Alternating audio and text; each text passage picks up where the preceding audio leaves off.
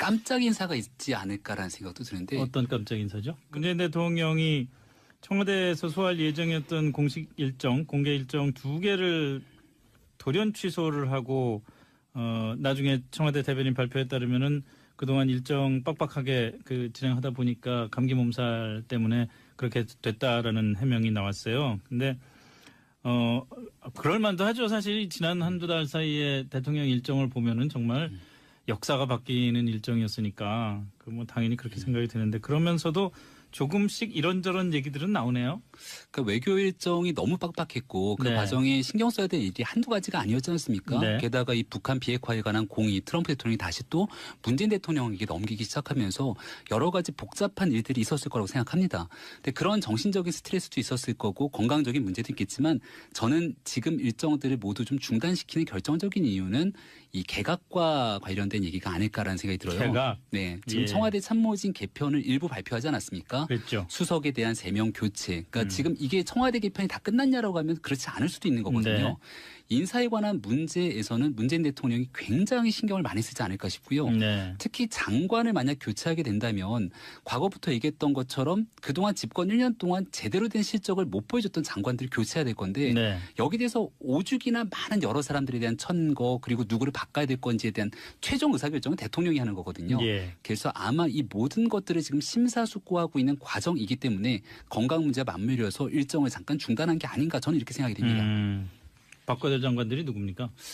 여러분들이 이 능력에 대한 얘기들이 나옵니다마는 네. 뭐 늘 거론되는 건 저는 교육부 장관 거론이 늘 되는 것 같아요. 교육 문제에 관해서 문재인 정부 참 잘해왔다라고 평가를 하면서도 예. 여기에 대해서는 뚜렷한 성과를 보여주지 못하고 오히려 엇박자내는 정책들을 많이 냈다. 네. 첫 번째. 그리고 두 번째는 환경부 장관 같은 경우도 네. 대한민국의 환경 문제를 풀어내는 데 있어서 뭔가 적극적인 역할을 잘 못했다라는 얘기가 나오고 그다음에 이제 국방부 장관, 외교부 장관에 대해서도 얘기가 계속 나오고 있는 터인데요. 이건 국민들의 평가이지만 정부 내에서 대통령과 내각이 바라보는 평가는 또 다를 수 있거든요. 그렇죠. 그래서 여기에 대한 우선순위를 고르는 게 대통령 입장에서도 고심이 많을 것 같다는 국방부 생각이 듭니다. 장관은 요즘은 말 조심 많이 하시지 않나요? 말에 대한 문제도 있겠습니다만은 지금 현재 이 군 내의 사기 문제도 다 연결이 돼 있다고 생각하거든요. 네. 특히나 이 지금 북한의 비핵화 관련된 얘기들이 굉장히 속도감 있게 진전이 되는데 네. 그러면서 연합훈련이 중단되는 상황까지 왔는데 네네. 여기에 대해서는 여러 가지 국민적 여론들도 갈립니다만은 군 내부에서도 여러 가지 생각들이 있겠죠. 예. 그럼 이러한 군 내에서의 군을 다독이면서 끌고 갈 수 있는 리더십을 송영무 장관이 보일 수 있겠는가? 이건 또 다른 문제일 수 있는 거거든요. 그래서 지금은 과거에 얼마큼 잘했는가가 아니라 특히나 국방부 같은 경우는 지금 한반도의 대전환 시대의 미래를 준비해야 되기 때문에 저가 만약에 인사권자라면은 국방부에 대한 고심이 깊을 거라는 생각이 들어요. 강경화 의무장관은요? 강경화 장관 같은 외교장관. 경우는 초창기는 뭐 여러 가지 구설수들이 많았는데 네. 강경화 장관이 갖고 있는 장점과 단점이 있는데요.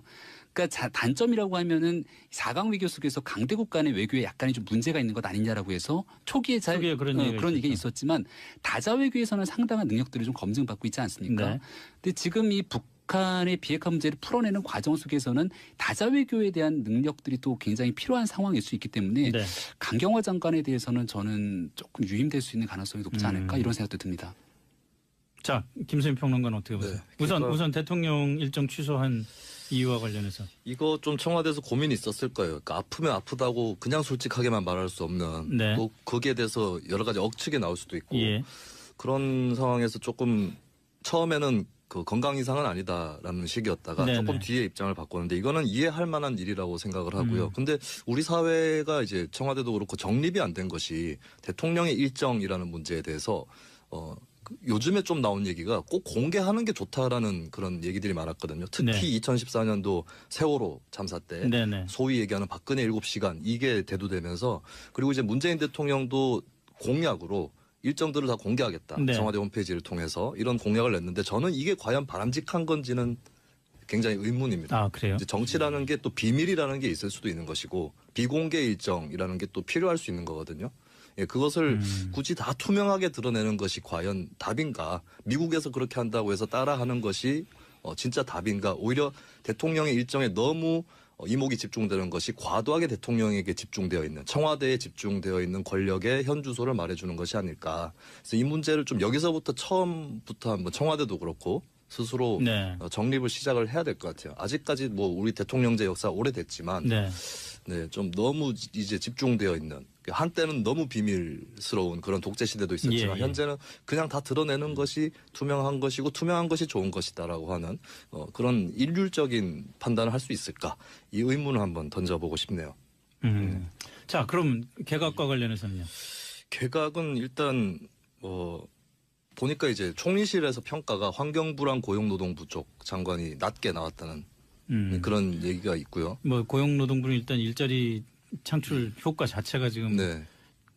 그 정부 차원에서의 문제로 대두가 돼 있으니까. 그리고 이거 바람직한 현상은 아닌데 고용노동부 장관이 얘기했던 것이 뭐 하루 만에 청와대 대변인을 통해서 뒤집어진다거나 예. 또 여당 원내대표의 공개적인 어떤 비난 대상이 된다거나 예. 굉장히 위신이 좀 실추된 상황이라서 좀 개각이 경질이 되지 않을까 이런 예측을 좀 해보고 그리고 이제 정치적으로는 행정안전부의 김부겸 장관하고 대표 나갈 가능성이 네, 있다고 해양수산부 하니. 김영춘 장관 또 뭐 비슷할 것 같은데 예. 출마 때문에 개각이 되는 건 아닐까 이 정도 네. 일단 두 가지는 짚고 싶고 이제 교육부도 사실은 이 교육부는 뭘 하든 욕을 먹게 돼 있어요 제가 봤을 때. 근데 문제는 문재인 정부가 아직까지는 용기를 못 내고 있고 예. 김상곤 장관 또 어떤 역강한 힘을 보여주지는 못했기 때문에 그것도 한 개각 가능성은 있겠다라는 생각은 듭니다. 깜짝 인사가 있지 않을까라는 생각도 드는데 어떤 깜짝 인사죠? 그러니까 뭐 국민들을 깜짝 놀라게 하는 그러니까 지금 일각에서는 또 어떤 얘기까지 나오면 그 모 방송 프로그램에서 유명하게 활동했던 유시민 작가가 갑자기 방송을 이제 안 한다 그러니까 예. 야 이거 개각 대상에 맞춰갖고서는 깜짝 인사 아니야 이런 얘기가 나오는데 전 가능성이 그렇게 낮다고 보지만 왜 낮아요? 일단은 유시민 작가가 일단 들어갈 민주당은 아니죠. 지금 현재 정의당원으로 그러니까. 있었다라고 얘기를 하고 있더라고요. 근데 지금도 당원 당적을 탈당을 했다고 얼마 전에 대표 방송 때 얘기를 했다고 했죠. 얘기를 하고 있죠. 그래서 만약에 들어간다 그러면 어떤 위치에 들어갈 것인가에 대해서 크게 저는 그림이 잘 안 맞춰져서 다만 깜짝 인사라고 얘기했던 건 그 네. 정도로 국민들이 봤을 때 진짜 깜짝 인사네라는 사람들이 있지 않을까가 첫 번째고 두 번째는 이게 이제 개각을 하면 장관 인사는 청문회를 통과해야 되잖아요. 네. 근데 문재인 정부가 지난 1년 동안 가장 어려움을 겪었던 게 청문회였거든요. 그렇죠. 그래서 결국 찾게 되는 건 현역 의원이 차출이고 네. 현역 의원 중에 얼마든지 장관으로 가고 싶은 인사들이 많을 거잖아요. 네. 대표적인 케이스가 저는 법무부라고 생각하는데 어. 지금 현재 국회로 이 사법개혁이 넘어간 것 아닙니까? 네. 그러면 이 문제 풀어내기 위해서 법무부 장관이 그 역할 제대로 할 수 있냐 그러면 예. 아무래도 현역 의원이 가는 게 맞지 않겠냐라고 해서 여기에 대한 차출 가능성 이 두 가지를 좀 그럼 또 박영선 의원이 굉장히 관심을 많이 갖겠네요. 전해철 의원도 있고 뭐 여러 그렇죠. 의원들이 있죠. 네. 그렇습니다. 근데 의외로 두 분 다 네. 김동연 부총리에 대해서는 얘기를 안 하시네요. 그게 오히려 청와대 인사를 통해서 장관은 그대로 두겠다는 것이 나타난 게 아닌가. 예. 장관을 바꾸진 않겠다. 그리고 저는 솔직히 김동연 부총리가 문재인 정부 전반의 어떤 기조를 좀 어긋나서 행보를 했다기보다는 역할 분담을 했다고 보거든요. 저는 사실 그 외교안보 쪽도 문정인 특보하고 송영무 장관도 양수겸장식으로 정부의 강원의 어떤 노선을 각기 대변하면서 그래서 항상 한쪽은 결국에는 퇴출될 거다라는 예측들이 있었지만 그대로 가고 있지 않습니까? 그래서 마찬가지로 저는 김동연 부총리도 일단 관료를 대변하고 정부 평균 기조보다 약간 보수적인 스탠스를 취하고 있는데 그거를 대변하는 위치에서 계속 가지 않을까라는 관측을 해봅니다. 근데 경제부처 안에서 사람들 얘기를 들어보면은 김동연 부총리가 그런 정도 보조 맞추고 서로 그 각자 역할 분담하는 거를 넘어섰다는 얘기를 많이 하는 것 같은데요. 뭐 장관이니까 아무래도 그런 것이 있을 텐데 그조차도 일정 부분 문재인 대통령 뜻 안에 있을 거라고 저는 봅니다. 근데 김동연 부총리의 역할이 없었다라면 이 정부의 경제 정책에 대한 불안감이 저는 훨씬 클 수밖에 없다는 생각이 드는데요. 지금 어쨌거나 장하성 실장은 유임을 했다는 겁니다. 그러니까 말 그대로 소득주도 성장에 대한 성과가 명확치는 않으나 여기에 대한 집행 실행 과정에서 수석의 문제인 거지 네. 최종적인 결정 방향성과 비전의 문제는 아니다라고 판단하는 것 네, 같아요. 그런 것 같죠. 그 여기에 대해서 또 다른 한 축이 혁신 성장을 포기하면서 갈 수는 없는 상황이기 때문에 김동연 부총리를 만약 교체한다라고 하면은 여기서 대체할 수 있는 카드도 마땅치가 않을 수 있을 것이고 뭔가 잘못된 신호를 줄 수 있을 가능성이 높기 때문에 저는 김동연 부총리 유인 가능성은 굉장히 높게 봅니다. 그렇군요. 알겠습니다. 개각 얘기는 역시 재밌어. 가덕도 신공항 논란 이건 어떻게 해야 됩니까? 간단히 말씀드리자면 박근혜 정부 때 영남권 신공항 문제 얘기 나왔을 때 가덕도 신공항을 안 만들기로 하고 김해공항을 좀 더 확장하는 걸로 그렇게 결론이 났었잖아요. 근데 이번 선거 때 오거돈 부산시장 당선자, 송철호 울산시장 당선자, 김경수 경남도지사 당선자가 이 동남권 신공항을 공약으로 내세웠고 결국은 셋이 모여서 지금 TF 구성하기로 합의를 했단 말이에요. 네. 이거 사실 정부도 지금 네. 반대하는 분위기인데. 이거 굉장히 어떤 언론에서 이렇게 썼더라고요. 도박이다라는 표현을 썼습니다. 도박. 네, 그러니까 진짜 말 그대로 이게 굉장히 오랜 기간 2003년도 노무현 정부 시절부터 있었던 문제고 이명박 정부 때도 여기 대해서 깊이 고민하다가 최종적으로 백지화를 발표하기까지 고심이 깊었습니다. 맞아요. 근데 예. 2012년도 대통령 선거를 앞두고 있는 과정에서는 지역 주민들의 표가 필요하기 때문에 예. 당시 문재인 후보, 박근혜 후보 둘 다 공약을 했다는 거죠. 네. 그리고 나서 최종적인 결정을 외부에다가 맡겼지만 한쪽으로 결정을 내릴 수가 없었기 때문에 밀양도 가덕도도 아닌 김해공항을 확장하는 형태로서 어정쩡한 결론을 내린 것이 네. 않습니까? 근데 저는 지금 현 정부 입장에서도 김현미 국토교통부 장관이 이 문제에 대해서 논의된 바가 없다고 얘기하잖아요. 네. 근데 김경수 당선자를 비롯해서 사람들이 이번 지방선거에서 얘기했던 거는 문재인 정부와 원팀이다라고 얘기를 합니다. 네. 그래서 제가 지방선거에서 더불어민주당의 공약집에 찬찬히 살펴봤어요. 어디에도 이 가덕도에 대한 신공항 얘기는 나오지가 않습니다. 당 차원의 공약에서는 없었죠. 그렇죠. 그러니까 이게 만약에 논의가 될 거고 주민들에게 표를 받을 거라면은 해당 지역 후보 개인이 얘기할 것이 아니라 진짜 구현할 생각이 있으면 정부와 원팀으로서 이야기를 솔직하게 꺼내야 되는데 예. 그런 과정들이 없는 상태에서 지금 이렇게 TF 구성한다면은 이거 자칫 잘못해갖고선 정말 실현되지 못한 가능성 속에서 전체가 늪으로 빠질 수 있는 굉장히 어려운 상황이 올 수 있습니다. 상황이라서 좀 개각이 경질이 되지 않을까 이런 예측을 좀 해보고 그리고 이제 정치적으로는 행정안전부의 김부겸 장관하고 대표 나갈 가능성이 네, 있다고 해양수산부 하니. 김영춘 장관 또 뭐 비슷할 것 같은데 예. 출마 때문에 개각이 되는 건 아닐까. 이 정도 네. 일단 두 가지는 짚고 싶고 이제 교육부도 사실은 이 교육부는 뭘 하든 욕을 먹게 돼 있어요. 제가 봤을 때. 근데 문제는 문재인 정부가 아직까지는 용기를 못 내고 있고 예. 김상곤 장관 또 어떤 역강한 힘을 보여주지는 못했기 때문에 그것도 한 개각 가능성은 있겠다라는 생각은 듭니다. 깜짝 인사가 있지 않을까라는 생각도 드는데 어떤 깜짝 인사죠? 그 뭐 국민들을 깜짝 놀라게 하는 그러니까 지금 일각에서는 또 어떤 얘기까지 나오면 그 모 방송 프로그램에서 유명하게 활동했던 유시민 작가가 갑자기 방송을 이제 안 한다 그러니까 예. 야 이거 개각 대상에 맞춰갖고서는 깜짝 인사 아니야 이런 얘기가 나오는데 전 가능성이 그렇게 낮다고 보지만 왜 낮아요?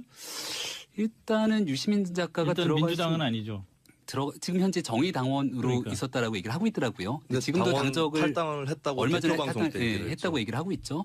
그래서 만약에 들어간다 그러면 어떤 위치에 들어갈 것인가에 대해서 크게 저는 그림이 잘 안 맞춰져서 다만 깜짝 인사라고 얘기했던 건 네. 그 정도로 국민들이 봤을 때 진짜 깜짝 인사네라는 사람들이 있지 않을까가 첫 번째고 두 번째는 이게 이제 개각을 하면 장관 인사는 청문회를 통과해야 되잖아요. 네. 근데 문재인 정부가 지난 1년 동안 가장 어려움을 겪었던 게 청문회였거든요. 그렇죠. 그래서 결국 찾게 되는 건 현역 의원이 차출이고 네. 현역 의원 중에 얼마든지 장관으로 가고 싶은 인사들이 많을 거잖아요. 네. 대표적인 케이스가 저는 법무부라고 생각하는데 어. 지금 현재 국회로 공이 이 사법개혁이 넘어간 것 아닙니까? 네. 그러면 이 문제 풀어내기 위해서 법무부 장관이 그 역할 제대로 할 수 있냐 그러면 예. 아무래도 현역 의원이 가는 게 맞지 않겠냐라고 해서 여기에 대한 차출 가능성 이 두 가지를 좀 그럼 또 박영선 의원이 굉장히 관심을 많이 갖겠네요. 전해철 의원도 있고 뭐 여러 그렇죠. 의원들이 있죠. 네. 그렇습니다. 근데 의외로 두 분 다 처음에는 그 건강 이상은 아니다라는 식이었다가 네네. 조금 뒤에 입장을 바꿨는데 이거는 이해할 만한 일이라고 생각을 하고요. 근데 우리 사회가 이제 청와대도 그렇고 정립이 안 된 것이 대통령의 일정이라는 문제에 대해서 요즘에 좀 나온 얘기가 꼭 공개하는 게 좋다라는 그런 얘기들이 많았거든요. 특히 네. 2014년도 세월호 참사 때 네네. 소위 얘기하는 박근혜 7시간 이게 대두되면서 그리고 이제 문재인 대통령도 공약으로 일정들을 다 공개하겠다. 네. 청와대 홈페이지를 통해서 이런 공약을 냈는데 저는 이게 과연 바람직한 건지는 굉장히 의문입니다. 아 그래요? 이제 정치라는 게 또 비밀이라는 게 있을 수도 있는 것이고 비공개 일정이라는 게 또 필요할 수 있는 거거든요. 예, 그것을 굳이 다 투명하게 드러내는 것이 과연 답인가? 미국에서 그렇게 한다고 해서 따라하는 것이 진짜 답인가? 오히려 대통령의 일정에 너무 이목이 집중되는 것이 과도하게 대통령에게 집중되어 있는 청와대에 집중되어 있는 권력의 현 주소를 말해주는 것이 아닐까. 그래서 이 문제를 좀 여기서부터 처음부터 한번 청와대도 그렇고 스스로 네. 정립을 시작을 해야 될 것 같아요. 아직까지 뭐 우리 대통령제 역사 오래됐지만 네. 네, 좀 너무 이제 집중되어 있는 한때는 너무 비밀스러운 그런 독재 시대도 있었지만 예. 현재는 그냥 다 드러내는 것이 투명한 것이고 투명한 것이 좋은 것이다라고 하는 그런 일률적인 판단을 할 수 있을까 이 의문을 한번 던져보고 싶네요. 자, 그럼 개각과 관련해서는요. 개각은 일단 보니까 이제 총리실에서 평가가 환경부랑 고용노동부 쪽 장관이 낮게 나왔다는 그런 얘기가 있고요. 뭐 고용노동부는 일단 일자리 창출 효과 자체가 지금 네. 그 정부 차원에서의 문제로 대두가 돼 있으니까. 그리고 이거 바람직한 현상은 아닌데 고용노동부 장관이 얘기했던 것이 뭐 하루 만에 청와대 대변인을 통해서 뒤집어진다거나 예. 또 여당 원내대표의 공개적인 어떤 비난 대상이 된다거나 예. 굉장히 위신이 좀 실추된 네. 김동연 부총리에 대해서는 얘기를 안 하시네요. 그게 오히려 청와대 인사를 통해서 장관은 네. 그대로 두겠다는 것이 나타난 게 아닌가. 예. 장관을 바꾸진 않겠다. 그리고 저는 솔직히 김동연 부총리가 문재인 정부 전반의 어떤 기조를 좀 어긋나서 행보를 했다기보다는 네. 역할 분담을 했다고 보거든요. 저는 사실 그 외교안보 쪽도 문정인 특보하고 송영무 장관도 양수겸장식으로 정부의 강원의 어떤 노선을 각기 대변하면서 그래서 항상 한쪽은 결국에는 퇴출될 거다라는 예측들이 있었지만 그대로 가고 있지 않습니까? 그래서 마찬가지로 저는 김동연 부총리도 일단 관료를 대변하고 정부 평균 기조보다 약간 보수적인 스탠스를 취하고 있는데 그거를 대변하는 위치에서 계속 가지 않을까라는 관측을 해봅니다. 근데 경제부처 안에서 사람들 얘기를 들어보면은 김동연 부총리가 그런 정도 보조 맞추고 서로 그 각자 역할 분담하는 거를 넘어섰다는 얘기를 많이 하는 것 같은데요. 뭐 장관이니까 아무래도 그런 것이 있을 텐데 그조차도 일정 부분 문재인 대통령 뜻 안에 있을 거라고 저는 봅니다. 근데 김동연 부총리의 역할이 없었다라면 이 정부의 경제 정책에 대한 불안감이 저는 훨씬 클 수밖에 없다는 생각이 드는데요. 지금 어쨌거나 장하성 실장은 유임을 했다는 겁니다. 그러니까 말 그대로 소득주도 성장에 대한 성과가 명확치는 않으나 여기에 대한 집행 실행 과정에서 수석의 문제인 거지 최종적인 결정 방향성과 비전의 문제는 아니다라고 판단하는 것 같아요. 그런 것 같죠. 그 여기에 대해서 또 다른 한 축이 혁신 성장을 포기하면서 갈 수는 없는 상황이기 때문에 김동연 부총리를 만약 교체한다라고 하면은 여기서 대체할 수 있는 카드도 마땅치가 않을 수 있을 것이고 뭔가 잘못된 신호를 줄 수 있을 가능성이 높기 때문에 저는 김동연 부총리의 유인 가능성을 굉장히 높게 봅니다. 그렇군요. 알겠습니다. 개각 얘기는 역시 재밌어. 가덕도 신공항 논란 이건 어떻게 해야 됩니까?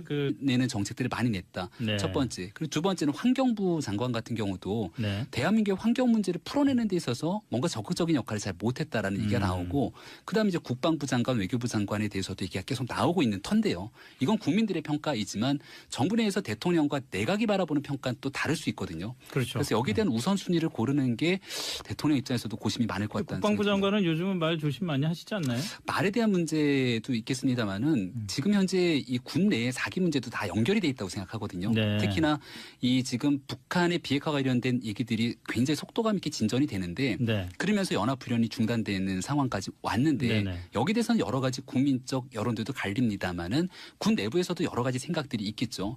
그럼 이러한 군 내에서의 군을 다독이면서 끌고 갈 수 있는 리더십을 송영무 장관이 보일 수 있겠는가? 이건 또 다른 문제일 수 있는 거거든요.